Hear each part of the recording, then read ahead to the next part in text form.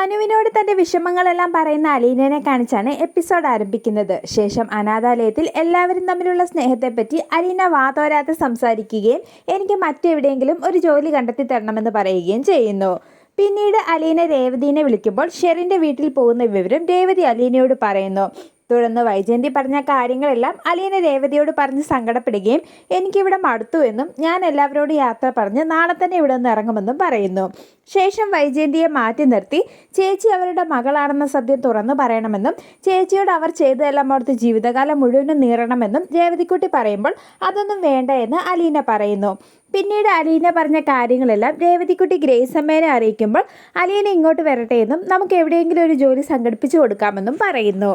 ശേഷം വൈജയന്തിയുടെ മകളാണ് അലീന ചേച്ചി എന്ന് രേവതിക്കുട്ടി പറയുന്നതോടെ ഗ്രേസമ്മ ഞെട്ടിപ്പോവുകയും സങ്കടപ്പെടുകയും ചെയ്യുന്നു. തുടർന്ന് ഗ്രേസമ്മ ആ വിവരങ്ങളെല്ലാം മാമച്ചനെ അറിയിക്കുന്നതോടെ മാമച്ചനും ഞെട്ടിപ്പോവുകയും ഞാൻ ഇതൊന്നും വിശ്വസിക്കില്ലെന്നും പറയുന്നു.